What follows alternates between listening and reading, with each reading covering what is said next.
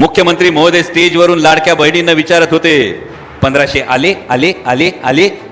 बहिणी विचारत होत्या तुम्ही काय खिशातून दिले दिले दिले. तुम्हाला कळले लोकसभेत मतांची झाली कडकी म्हणून आता बहीण झाली लाडकी.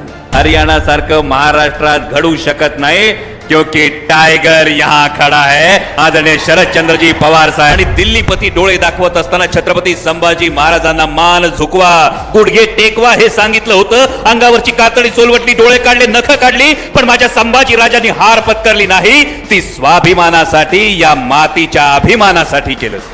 पण मंत्री आणि आमदार सुद्धा विकत घेतले जातात हे दिल्लीश्वरांनी दाखवलं. आणि आता त्यांना दाखवायची वेळ आली आहे की जर तुम्हाला वाटत असेल पण महाराष्ट्र हा झुकणार नाही, महाराष्ट्र आपला स्वाभिमान विकणार नाही. खर तर आज फलटण मध्ये आल्यानंतर एका अर्थाने जीव भांड्यात पडला. जसा तुमचा पडला तसा माझा वेगळ्या कारणासाठी पडला. कारण ज्या राजा वणंगपाळांविषयी राजा वणंगपाळ 12 वजिरांचा काळ असं म्हटलं जातं, त्या राजा वणंगपाळांच्या कुटुंबामध्ये त्या वणंगपाळांच्या घराण्यामध्ये खरं तर छत्रपती शिवाजी महाराजांचे आजोबा मालोजी राजे भोसले यांची सासूरवाडी, शहाजी राजांचं मामाचं गाव, त्यानंतर स्वराज्य रक्षक छत्रपती संभाजी महाराजांच्या मातोश्री सईबाई साहेबांचं खरं तर हे आजोळ. आणि हे एवढं सगळं असल्यानंतर संजू बाबा रघुनाथराजे प्रश्न हाच पडला होता की फलटण मध्ये गेल्यानंतर तुतारी वाजणार नाही हे जमतच नव्हतं. ते तुम्ही सगळ्यांनी आज जमवायचं ठरवलं. त्यासाठी मनापासून तुमचा आभार व्यक्त करतो, मनापासून तुमचं स्वागत करतो. कारण मध्यंतरी जम्मू काश्मीर आणि हरियाणाच्या निवडणुका झाल्या. मगाची श्रीमंत संजीवराजे त्यांच्या भाषणामध्ये म्हणाले की सर्व कार्यकर्त्यांशी चर्चा केली. ही कार्यकर्त्यांशी चर्चा केल्यानंतर केवळ फलटण विधानसभा मतदारसंघामध्ये नाही तर संपूर्ण महाराष्ट्रात गावागावात गेल्यानंतर लोकप्रतिनिधींना हेच सांगितलं जातं बाकी काय नाही, आधी तुतारी हाती घ्या. आणि त्यामुळे रामकृष्ण हरी हा महाराष्ट्राचा मंत्र झाला. आणि हा महाराष्ट्राचा मंत्र होत असताना आमच्या काही पत्रकार बांधवांनी खरं तर प्रश्न विचारला. हरियाणाची निवडणूक झाल्यानंतर विशेषतः अनेकांना प्रश्न पडला होता. ही हरियाणाची निवडणूक झाल्यानंतर अनेकांनी विचारलं कारण हरियाणाच्या निवडणुकीत निकाल हातातोंडाशी आलेला काँग्रेसचा विजय हा हातातोंडाशी आलेला गेला आणि अनेकांना स्वप्न पडू लागले. म्हणून आजच्या पेपरमध्ये पण तुम्ही बघितलं असेल पानच्या पान भरून जाहिराती यायला लागल्या. आणि पानाच्या पानं भरून जाहिराती येत असताना पत्रकार बांधवांनी विचारलं हरियाणासारखं महाराष्ट्रात काय घडलं तर? प्रामाणिकपणे त्यांना सांगितलं हरियाणासारखं महाराष्ट्रात घडू शकत नाही क्योंकि टाइगर यहाँ खड़ा है. आदरणीय शरदचंद्रजी पवार साहेब. हा डिफरन्शियल आहे. आज संपूर्ण महाराष्ट्रानं हा निकाल घेतला. आम्हाला आठवतं 2 जुलैला गेल्या वर्षी जेव्हा राष्ट्रवादी काँग्रेस पक्षाच्या संदर्भामध्ये भारतीय जनता पक्षातल्या दिल्लीतल्या नेत्यांनी बळजबरीने काही निर्णय घ्यायला लावले, अनेकांनी मनाविरुद्ध निर्णय घेतले. म्हणजे आज तुमच्या प्रत्येकाच्या चेहऱ्यावर जी हसू आहे, प्रत्येकाच्या चेहऱ्यावरचा जो आनंद आहे, 2 जुलै 2023ला तुमच्यापैकी एकाच्या बी चेहऱ्यावर आनंद नव्हता. खरं आहे का खोटे? हा 2 जुलैला जो काही निर्णय घेतला होता गेल्या वर्षी तो मारून मुकटून जुलमाचा रामराम होता. आणि आता जो निर्णय घेतला हे आपल्या काळजाचं, हे आपल्या मातीतलं, हे आपल्या स्वाभिमानाचं देणं आहे. हा निर्णय का होतो? हा निर्णय होत असताना विशेषतः फलटणच्या मातीला जिथे इतका मोठा इतिहास आहे आणि ज्या छत्रपती शिवाजी महाराजांचं, छत्रपती संभाजी महाराजांचं खरं तर आजोळ आहे, ज्या छत्रपती संभाजी महाराजांचा तुम्ही आणि आम्ही आदर्श सांगतो तो का सांगतो? म्हणजे इतिहासामध्ये दिल्लीपती डोळे दाखवत होता आणि दिल्लीपती डोळे दाखवत असताना छत्रपती संभाजी महाराजांना मान झुकवा गुडघे टेकवा हे सांगितलं होतं. अंगावरची कातडी सोलवटली डोळे काढले नख काढली पण माझ्या संभाजी राजांनी हार पत्करली नाही. ती स्वाभिमानासाठी या मातीच्या अभिमानासाठी केलं. आणि हा इतिहास ज्या रक्तातून खरं तर त्यांच्यापर्यंत हा संस्कार पोचला आज फलटणच्या भूमीत. दिल्लीपती समोर गुडघे टेकणं बास, आता ताठ मानेनं लढलं पाहिजे हा निर्णय घेतला गेलाय. त्यासाठी तुमचं मनापासून कौतुक करतो. कारण हा निर्णय घेत असताना आज देशाची परिस्थिती जर पाहिली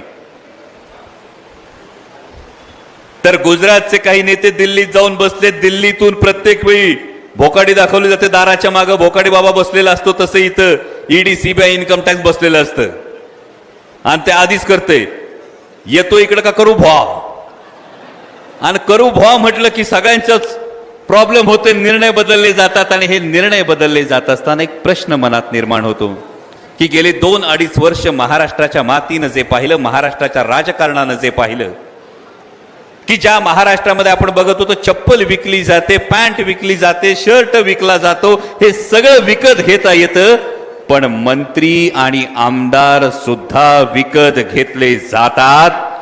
हे दिल्लीश्वरांनी दाखवलं आणि आता त्यांना दाखवायची वेळ आली आहे की जर तुम्हाला वाटत असेल पण महाराष्ट्र हा झुकणार नाही, महाराष्ट्र आपला स्वाभिमान विकणार नाही.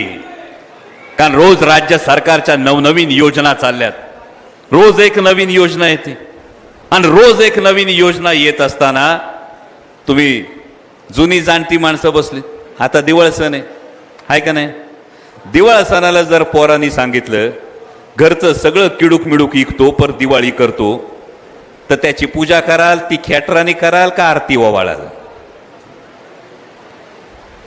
जर त्याची खेटराने पूजा करणार असाल तर मग जे सरकार सत्तेची दिवाळी करण्यासाठी तिजोरीची होळी करायला चाललंय, त्या एक फूल दोन हाफ सरकारला आता घरी पाठवल्याशिवाय थांबायचं नाही. ही काळ्या दगडावरची रेघ आहे. खरं तर आधी बोलायला उठलो कारण अजून कराडची सभा शिवस्वराज्य यात्रा सुरू आहे, पण जवळपास 65-70 मतदारसंघांमध्ये फिरून आल्यानंतर प्रदेशाध्यक्ष जयंत पाटील साहेबांबरोबर 65 ते 70 मतदारसंघांमध्ये फिरून आलो. तिकडे सरकार म्हणते आमची लाडकी बहीण, पण आमच्या बहिणीला हुशार आहेत. तुम्हाला कळले लोकसभेत मतांची झाली कडकी म्हणून आता बहीण झाली लाडकी. तुमच्याकडे नोकरी करणारे किती जण आहेत? नोकरी करणारे किती जण आहेत? हाय मला सांगा 2014 पासून 2024 पर्यंत तुमचा पगार डबल झाला का नाही? नाही झाला. 14 पासून 24 पर्यंत पगार डबल झाला असेल ना?